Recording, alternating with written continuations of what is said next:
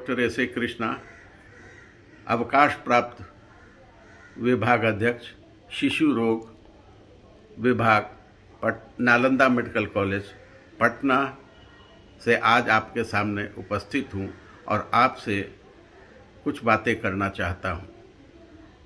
हम सभी जानते हैं कि हम सब लोग एक भयंकर महामारी के दौर से गुजर रहे हैं, जिसमें पूरे भारतवर्ष या पूरे संसार में त्राहिमाम मचा हुआ है।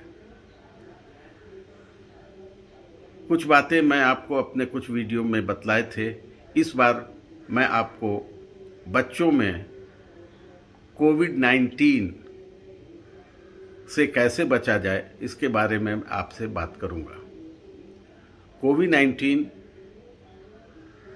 बच्चों में तो ज़्यादा प्रसार नहीं हो रहा है, आक्रमण उनका नहीं हो रहा है, लेकिन फिर भी संभावना रहती है कि बच्चों में ये बीमारी पकड़ ले। और अगर बच्चों में बीमारी पकड़ती है तो क्या रूप होगा इस बीमारी का, कहना कठिन है। इसलिए prevention is better than cure, यानी पहले से बचाव कर लेना अच्छा रहता है। कैसे हम बचाव करें इसके बारे में मैं आपसे आज कुछ बात कर रहा हूँ। सबसे पहला है कि अपने घर को, अपने वातावरण को साफ सुथरा एवं स्वच्छ रखें और फर्श को या दीवारों को या ऐसी कोई चीज़ जो बच्चों के संपर्क में आती हो उनको हम लोग कीटाणुओं से बचाएं। इसके लिए कीटाणुनाशक दवाओं का इस्तेमाल करके उसका स्प्रे कर करके बच्चों को हम बचा सकते हैं, कीटाणु को हम मार सकते हैं और इसके प्रभाव को कम कर सकते हैं। इसलिए वातावरण को स्वच्छ और स्वस्थ, घर को स्वच्छ और रखना बहुत ही आवश्यक है। इसके अलावा बच्चों का स्वस्थ रहना बहुत ज़रूरी है। बच्चे अगर कुपोषित होंगे, जो आजकल हम अब देखते हैं कि अपने यहाँ अधिकतर बच्चे कुपोषित हैं, किसी को विटामिन की कमी है, किसी को प्रोटीन की कमी है, ऐसी हालत में उनका जो इम्यूनिटी लेवल है, प्रतिरोधात्मक क्षमता उनकी कम हो जाती है। और जिसका इम्यूनिटी लेवल कम है, चाहे वो बच्चा हो, बड़ा हो, बूढ़ा हो, आक्रमण बीमारियों का उसके ऊपर अधिक होता है। इसलिए बच्चों का स्वस्थ रहना बहुत ही आवश्यक है और इसके लिए उनको हम समुचित भोजन दें, बैलेंस डाइट दें, जिसमें कि उचित मात्रा में protein, carbohydrate, fat, vitamins and minerals सब कुछ उचित मात्रा में उन्हें मिल सके, इसका हम लोग ध्यान रखें। फल खिलाएं, हरी सब्जी खिलाएं, दाल खिलाएं, चावल खिलाएं, गेहूं खिलाएं, रोटी खिलाएं। इस तरह से करने से उनका स्वास्थ्य अच्छा रहेगा। फिर तीसरी बात आती है इम्यूनाइजेशन।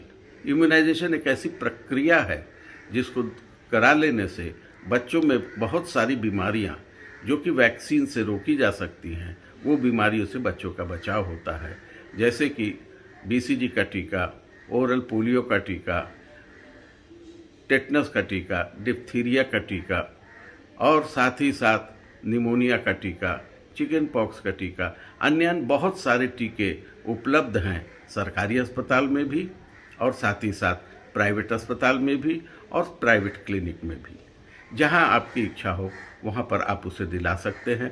इससे इम्यूनिटी लेवल बच्चों का बीमारी के प्रति बढ़ेगा और साथ ही बच्चे स्वस्थ रहेंगे। तीसरी बात है जो बच्चों में ज़रूरी है, वो बच्चों का खेलना कूदना। बच्चों को खेलने से हम रोक नहीं सकते हैं, लेकिन हम बाहर जाने भी नहीं दे सकते हैं।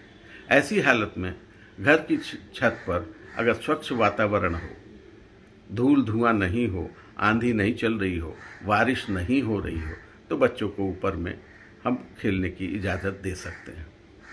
फिर उसके बाद में अगर घर में कोई भी व्यक्ति संक्रमित है, सर्दी है, खांसी है, बुखार है, ऐसी हालत में उस व्यक्ति को हम लोग आइसोलेट कर देते हैं, एक अलग कमरे में उसे हम रख देते हैं ताकि वो बाहर नहीं निकले और बच्चों में ये संक्रमण का रोग नहीं हो सके। फिर आती है बात मास्क की। हम सब लोग जानते हैं मास्क लगाना उचित ढंग से लगाना, नाक और मुंह ढके रहना, ये ज़रूरी है मास्क लगाने में। 3 लेयर मास्क, 2 लेयर मास्क ऐसा इस्तेमाल करने से संक्रमण कम होता है। फिर साबुन पानी से हाथ धोना, कम से कम 20 सेकेंड तक साबुन पानी से बढ़िया से हाथ धोना, बार बार धोना। खाना खाने के पहले, खाना खाने के बाद, किसी चीज़ को छूने के पहले या किसी छूने के बाद ये आवश्यक है कि हाथ धोएं। अगर साबुन पानी की उपलब्धता नहीं है तो साथ ही साथ हम लोग सैनिटाइज़र का इस्तेमाल कर सकते हैं। अभी तो घर को स्वच्छ रखने के लिए सैनिटाइज़र मशीन भी आ गई है, जिसका इस्तेमाल कर करके घर में हम लोग संक्रमण को रोक सकते हैं। अब रही बात, घर में अनावश्यक रूप से किसी भी अतिथि का स्वागत न करें, क्योंकि अगर स्वागत करते हैं तो बच्चों में संक्रमण हो सकता है कि जो व्यक्ति आया हो वो एसिम्प्टोमेटिक हो, कोरोना से ग्रसित हो, तो बच्चों में वैसा इन्फेक्शन हो सकता है या घर के परिवार के अन्य सदस्यों को हो सकता है। इसीलिए अनावश्यक रूप से घर में किसी भी व्यक्ति का प्रवेश निषेध कर दें, उनको आने नहीं दें। लेकिन अगर कोई बहुत क्लोज आदमी, नातेदार, रिश्तेदार आ ही जाता है तो ऐसी हालत में मास्क के साथ बच्चे रहें और व्यक्ति से 6 फीट की दूरी पर वो बच्चे रहें, उनके पास बच्चे न जाए, ये बहुत आवश्यक है। साथ ही साथ अब हम लोग घर में क्या रख सकते हैं, इस प्रिकॉशन के अलावा घर में एक थर्मामीटर आवश्यक है और एक पल्स ऑक्सीमीटर, जिससे हम व्यक्ति का या बच्चों का पल्स भी देख सकते हैं और उनका ऑक्सीजन लेवल देख सकते हैं। अगर ऑक्सीजन लेवल 95 से ऊपर है, कोई खतरे की बात नहीं है। 90 और 95 के बीच में है, बात सोचने की है। 90 से नीचे अगर रह रहा है ऑक्सीजन लेवल, तो हम लोग डॉक्टर की सलाह या लेकर करके उसे अस्पताल में भर्ती कराना आवश्यक हो जाता है। बंधुओं, आज की बात इतनी ही। फिर अगर कोई बात होगी तो आप मुझसे वार्तालाप कर सकते हैं।